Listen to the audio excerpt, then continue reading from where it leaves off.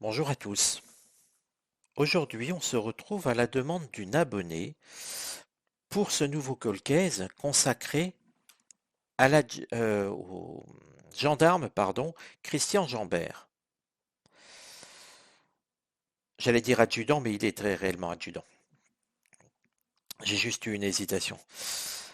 Alors, le 4 août 1997, Christian Jambert est découvert dans le garage de sa maison, près d'Auxerre, une carabine 22 long rifle à ses pieds et une lettre d'adieu.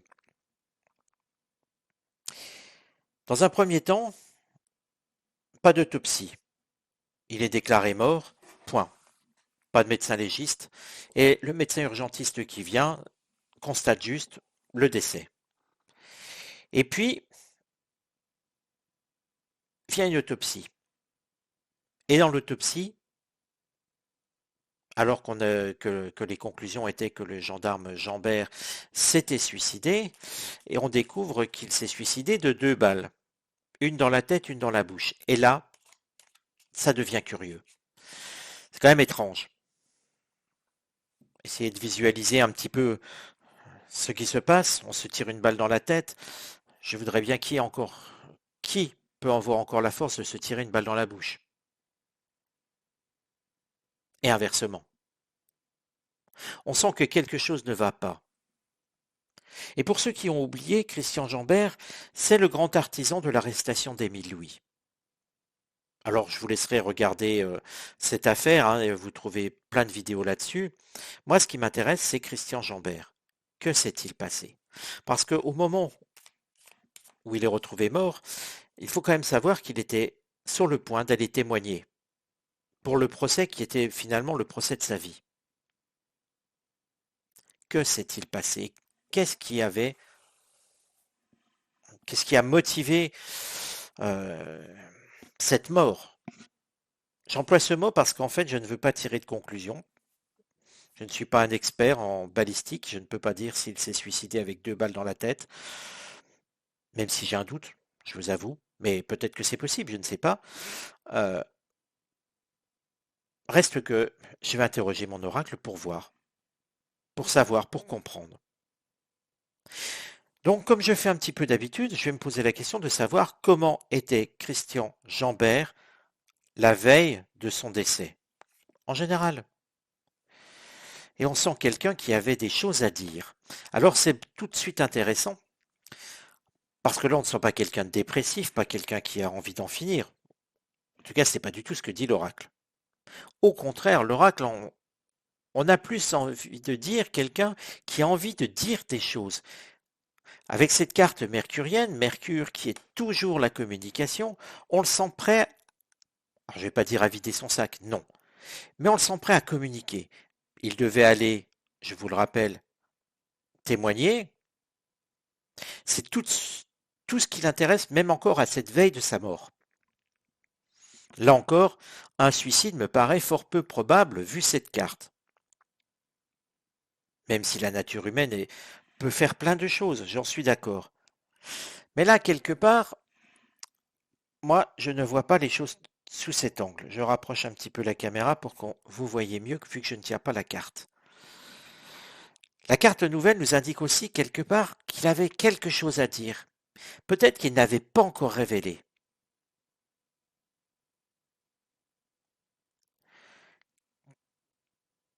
Qu'est-ce que Christian Joubert avait-il à révéler?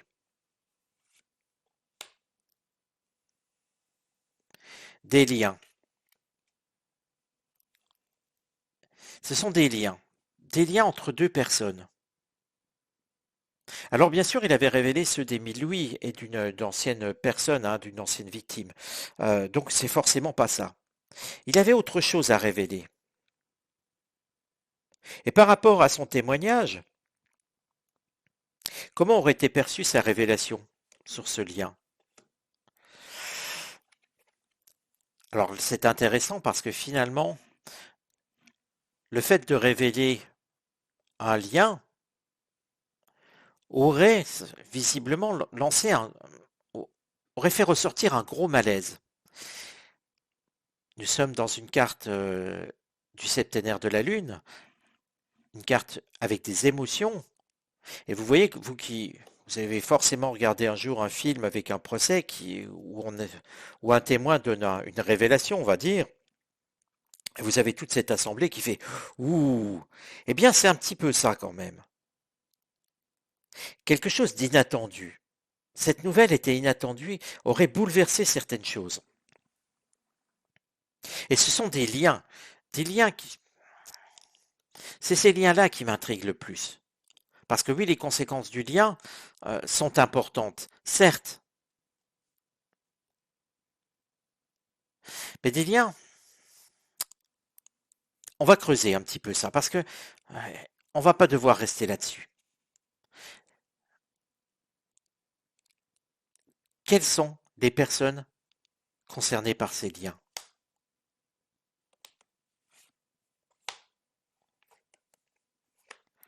Je demande les personnes.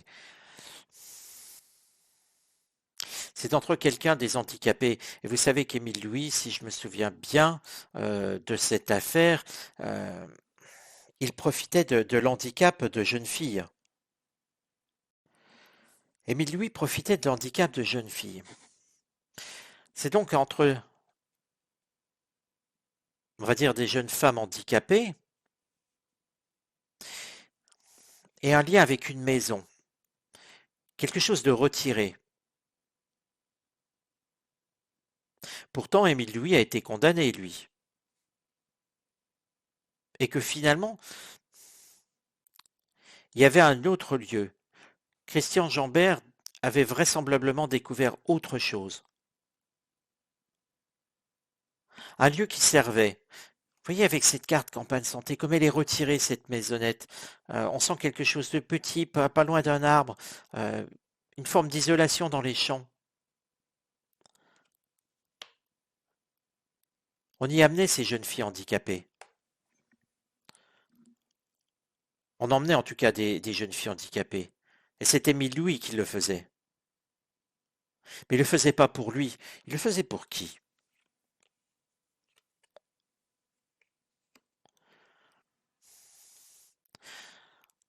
On a des personnes de puissance, des personnes puissantes hautes placées,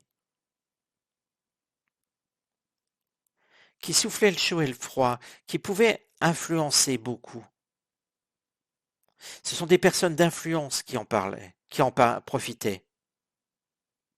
Nous sommes bien sur une affaire que Christian Jambert avait découvert. Il avait des noms à donner, des lieux et des noms, ou un lieu et des noms. Émile Louis n'a été condamné, certes pour ce qu'il a fait, il n'y a pas à revenir là-dessus, mais derrière il y avait d'autres choses. Il rabattait des jeunes filles. Il était protégé aussi par certaines personnes, d'une certaine façon. On pourrait dire des notables, ou en tout cas des gens haut placés, qui avaient le pouvoir, et à qui on emmenait ces jeunes filles dans cette maison en retrait de tout. Nul n'est besoin d'être grand sorcier pour comprendre ce qu'il faisait avec ces jeunes filles, ce que ces hommes de pouvoir faisaient avec ces jeunes filles. Que sont devenus ces hommes de pouvoir? Ils sont été encore longtemps au pouvoir, ils sont restés longtemps avec cette carte saturnienne. On nous indique des gens qui sont restés très longtemps à s'accrocher à leur poste.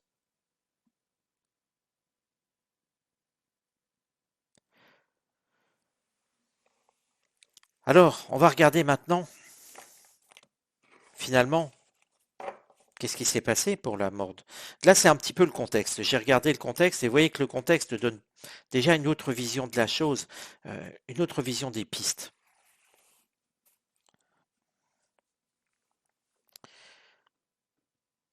Qui avait intérêt à ce que Christian Jambert disparaisse? Cette carte résume ce que je viens de vous dire juste avant. Des gens qui ont réussi, avec la renommée des gens de renom, des notables à nouveau, hein, on retrouve la même idée, hein, et qui ont continué d'agir, mais qui ont continué d'agir dans le cadre de leurs fonctions, Nous sommes bien sur des notables, nous sommes bien sur des élus, ou des notables. Non, je rectifie, pas forcément des élus, mais des gens haut placés en tout cas. Leur nom était connu, et ils ont gardé leur poste. Ils n'ont pas été inquiétés.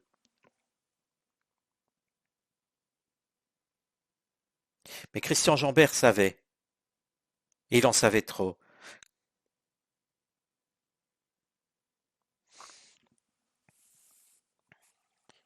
Qui, qui a tué Christian Jambert?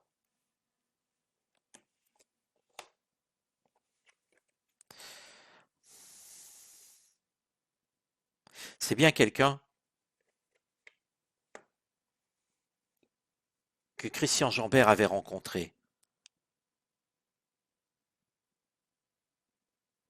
il y a peu de temps avant. Il avait découvert des écrits, et ces écrits lui ont été fatals.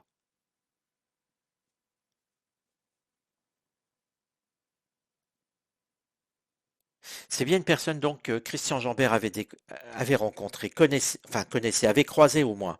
Et il avait des papiers dessus, il avait des preuves. Visiblement, il n'allait pas accuser à tort. Christian Jambert savait quelque chose. Il ne s'est pas suicidé. C'est vrai que deux balles, ça m'étonnait. Encore une fois, je ne suis pas spécialiste en balistique, mais j'avais un doute. Je ne suis pas médecin légiste non plus, bien sûr. Euh, mais pour moi, il y a quelque chose d'autre.